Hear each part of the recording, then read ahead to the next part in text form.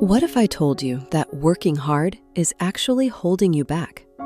We grow up believing that to learn a language, we must suffer. We think we need to sit at a desk for hours, memorize long lists of vocabulary, and force our brains to focus until we have a headache. We think that if we are not tired, we are not learning. But look at the result. You feel stressed, you feel stuck, and worst of all, you start to hate English.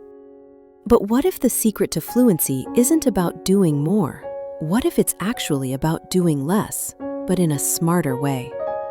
Hello, dear friends. Welcome back to Mira English Podcast. This is your safe space to slow down, take a deep breath, and learn English naturally. I am so happy you are here with me today. In this podcast, we don't just learn words. We learn how to think, how to feel, and how to grow. Today, we are going to explore a topic that might sound controversial, but I promise, it will change the way you see language learning forever. We are talking about the art of lazy learning.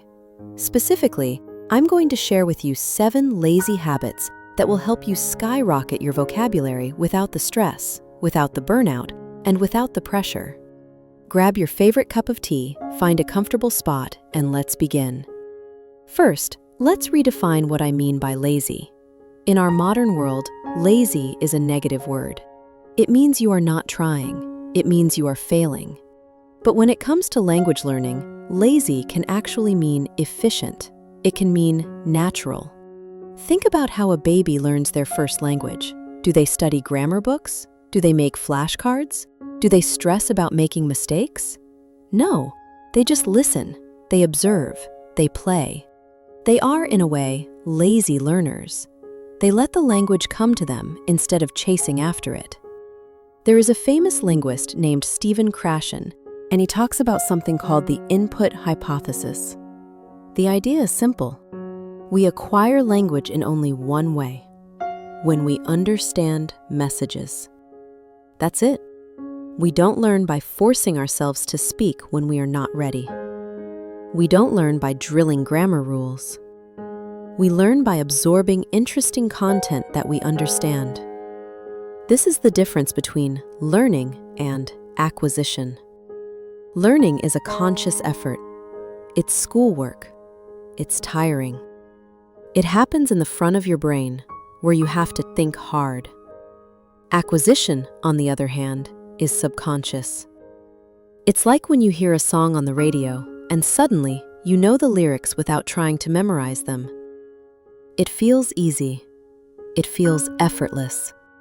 The problem with most English learners, maybe even you, is that you are spending 90% of your energy on learning and only 10% on acquisition. You are trying to force the river to flow upstream. Today, I want you to give yourself permission to stop fighting. I want you to embrace your inner, lazy learner. Because when you relax, your brain opens up. When you stop stressing, the cortisol levels in your body go down, and your memory actually works better. So, the 7 habits I am about to share are not about adding more tasks to your busy to-do list. No, they are about replacing hard work with smart integration. They are about weaving English into the empty spaces of your life so that learning happens automatically. Are you ready to let go of the pressure? Are you ready to learn the easy way? Let's dive into habit number 1. Let's start with something you hold in your hand every single day: your phone. Be honest with me. How many hours a day do you spend looking at this small screen? 3 hours? 5 hours? Maybe more? We usually see this as wasted time. We scroll through social media, we check emails, we watch funny videos, and we feel guilty. But what if this wasted time could become your best classroom? And the best part? You don't have to study, you just have to switch. Habit number 1 is what I call the digital immersion switch. Here is the lazy truth. Your brain is lazy. It loves the path of least resistance. If your phone is in your native language, your brain will never try to process English because it doesn't have to. So right now, I want you to do something brave.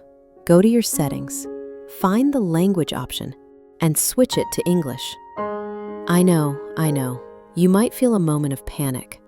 What if I delete something important? What if I get lost? That fear? That is exactly where the learning happens. When you see the word settings instead of gaidat, or edit instead of jingsuo, you are not memorizing a vocabulary list. You are using the tool. You are forcing your brain to connect the word edit with the action of fixing a photo. This is called contextual learning. It sticks in your memory so much deeper than a flashcard ever could. But let's go deeper. It's not just about your phone settings, it's about your digital environment. Think about your TikTok, your Instagram, or your YouTube homepage. What content is the algorithm showing you? Is it all in your native language? If you love cooking, are you watching chefs explain recipes in your language? If you love makeup, are you watching tutorials in your language? Here is the lazy hack. Don't change what you watch. Just change the language of what you watch. You are going to watch videos anyway. You are going to be lazy on the sofa anyway. So search for pasta recipe instead of cách làm mì. When you watch a chef say, chop the onions, and you see him cutting the onions, your brain instantly learns the word chop. You didn't open a dictionary. You didn't write it down. You just watched, you enjoyed, and you learned. That is the power of immersion. You are turning your scrolling addiction into a learning habit. Now, let's move to my favorite lazy activity, watching movies and TV shows. We all love Netflix and chill, right? But for English learners, movie time often turns into stress time. Tell me if this sounds familiar. You sit down to watch a movie in English. 5 minutes in, you hear a word you don't know. You pause. You open your dictionary app. You look it up. You write it down in a notebook. You rewind. You play again. 5 minutes later, another new word. Pause. Search. Write. Rewind. By the end of the movie, you are exhausted. You didn't enjoy the story. You just finished a 2-hour vocabulary exam. Habit number 2 is the Netflix and chill method. Done right. And by right, I mean lazily. The rule here is simple. Put down the dictionary. When you are watching a movie for entertainment, your goal is not to understand every single word. Your goal is to understand the story. In real life, if you are talking to a friend in a noisy bar, you don't hear every word they say, but you understand them. Why? Because you read their body language, their tone of voice, and the context. You need to train this skill in English. If a character is crying and screaming, you don't need to know exactly what the word betrayal means to understand that they are hurt. Your brain is smart. It will file that word away with the emotion of sadness. The next time you hear betrayal, your brain will say, "Ah, I remember that feeling." So, how do you do this effectively? If you are a beginner, it is okay to use subtitles, but try to use English subtitles. If that is too hard, use dual subtitles, your language and English together. But promise me one thing, don't pause. Let the language wash over you. Let the rhythm of the dialogue enter your ears naturally. If you miss a word, let it go. If you miss a joke, let it go. By refusing to pause, you are teaching your brain to process information in real time. You are building listening stamina. You are training your brain to be comfortable with ambiguity. This is a superpower, because in a real conversation, there is no pause button. There are no subtitles. So, tonight, pick a movie, get your snacks, and just watch. Be lazy. Let the English come to you. We often say, I don't have time to study English. We are busy with work, with family, with chores. We think we need a dedicated hour of silence to sit at a desk and open a book. But the truth is, our day is full of holes. We call this dead time. It's the time when your hands are busy, but your brain is free. Washing the dishes, folding laundry, commuting to work, walking the dog, waiting in line at the grocery store. These moments are gold mines, but usually we fill them with silence, or with scrolling, or with worrying about our problems. Habit number 3 is the dead time absorber. This habit is about turning your environment into an English bubble. But here is the lazy part. You don't have to listen intently. Many students think that if they listen to a podcast, they must focus 100%. They try to catch every word, and if they zone out, they feel guilty. No, stop that. Think about how a child learns from their parents. The child is playing on the floor with their toys. The parents are talking in the background. The child isn't looking at them. The child isn't trying to listen. But the child's brain is like a sponge. It is absorbing the intonation, the rhythm, the sounds. I want you to treat English podcasts, like this one, as your background music. Put on an English podcast or an audiobook while you are cleaning the house. Let the voices play. Sometimes you will listen closely. Sometimes your mind will wander and you will think about what to cook for dinner. That is perfectly okay. Even when you are not paying attention, your subconscious mind is getting used to the sounds of English. You are becoming familiar with how sentences rise and fall. You are getting comfortable with the speed of natural speech. This is called passive exposure. It removes the fear. It removes the effort. Imagine if you listened to just 30 minutes of English during your dead time every day. That is 3.5 hours a week. That is 15 hours a month. That is nearly 200 hours a year. 200 hours of English practice without ever sitting at a desk, without ever opening a textbook, all gained from the time you were going to waste anyway. How amazing is that? You are being productive by being lazy. So tomorrow morning, when you brush your teeth, put on a podcast. Let English be the soundtrack of your life. Now we arrive at the biggest scary monster for every language learner: speaking. You might be thinking, Mira, I can listen and understand, but when I try to speak, my mind goes blank. I freeze. This is not a language problem. This is a confidence problem. We are terrified of judgment. We are afraid that if we make a grammar mistake, people will laugh at us. We are afraid of looking stupid. So we stay silent. We wait until our English is perfect before we speak. But because we never speak, our English never becomes perfect. It is a vicious circle. Habit number 4 is the talking to your pet technique. Or if you don't have a pet, let's call it the crazy person method. Here is the secret. You don't need a teacher to practice speaking. You don't need a native speaker partner. You just need a listener who won't judge you. And who is better than your dog, your cat, or even your houseplant? Here is how you do it lazily. You don't prepare a speech. You don't pick a topic like the environment or politics. No, you simply narrate your life. When you are alone in your kitchen making coffee, say it out loud. Okay, I am getting a spoon. Where is the sugar? Ah, here it is. This water is very hot. It sounds silly, right? It sounds too simple. But think about what is happening in your brain. When you speak to your cat, your heart rate is slow. You are relaxed. There is zero pressure. In this safe zone, you are connecting your physical actions with English words. You are training your mouth muscles to move in new ways. English has sounds that might not exist in your language. To make those sounds, your tongue and lips need gym time. They need exercise. If you only think in your head, your mouth muscles remain weak. So be lazy. Don't book an expensive tutor yet. Just talk to yourself. Complain about the weather. Narrate your shower. Tell your dog about your annoying boss. You know, Lucky, my boss was so grumpy today. Your dog doesn't care about your grammar. He just loves your voice. And slowly, day by day, the connection between your brain and your mouth will become a highway. The next time you have to speak to a real human, the words will flow out because you have already said them 100 times in your kitchen. Let's talk about writing. Does the idea of writing an essay in English make you feel tired? Do you imagine sitting at a desk, struggling with complex grammar structures, trying to write a whole page?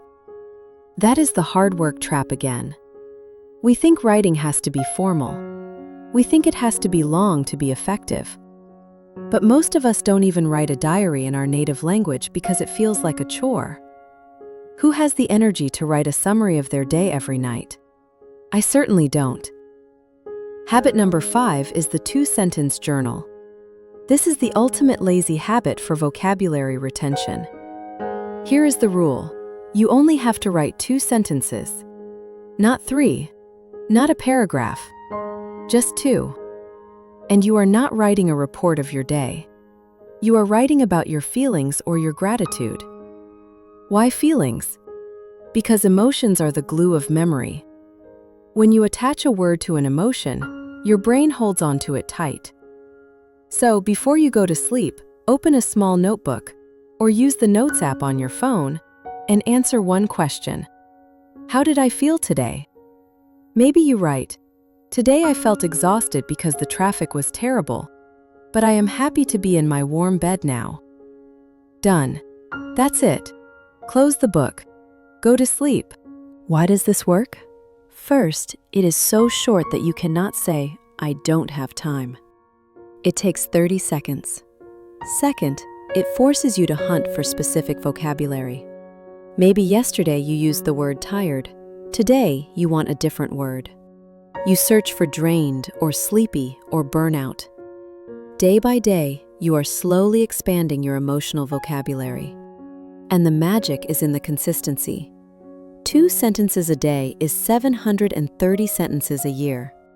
That is a whole book. But because you did it in tiny, lazy steps, it never felt like work. You are building a writing habit without the heavy weight of studying writing. We are almost there. Let's talk about reading. Many of us have trauma from school textbooks. We remember reading boring articles about things we didn't care about, underlining every new word, and answering comprehension questions. That is not reading. That is decoding. And it kills the joy of language. Habit number 6 is the pleasure reading rule. This rule gives you permission to throw away your textbooks. The rule is simple. Only read what you truly enjoy. If you hate politics, don't read the news in English. If you love fashion, read Vogue. If you love gossip, read celebrity news. If you love video games, read game reviews. And if you love stories but find novels too hard, read comic books, read manga. Don't let anyone tell you that comics aren't real reading. In fact, for a lazy learner, comics are superior. Why?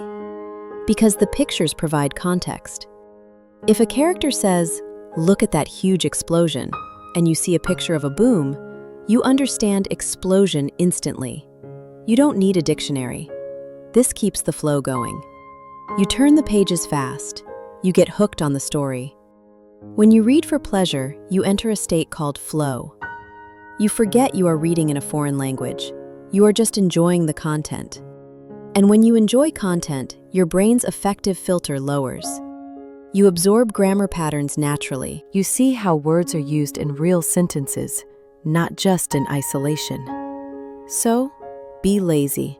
Stop trying to read War and Peace or The Economist if it makes you sleepy. Go find a blog about cats. Find a forum about cars. Find a trashy romance novel. If it keeps your eyes on the page, it is good material. Remember, the best book to learn English is the one you can't put down.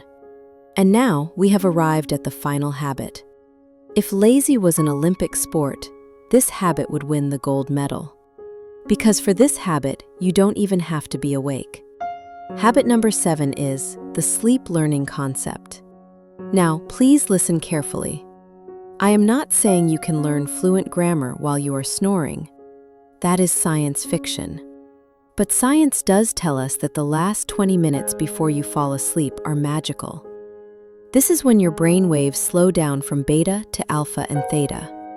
This is when your subconscious mind is wide open. Whatever you put into your brain during this window, your brain will process and consolidate deeply while you sleep. Usually, what do we do before bed? We doom scroll the news. We worry about tomorrow's meeting.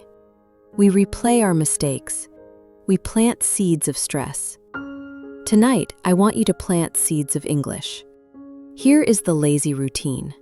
Get into bed. Turn off the lights. Put on a very gentle English audio. It could be a sleep story for adults. It could be guided affirmations. Or it could be a podcast like this one, played at a lower volume. Your goal is not to listen to the end.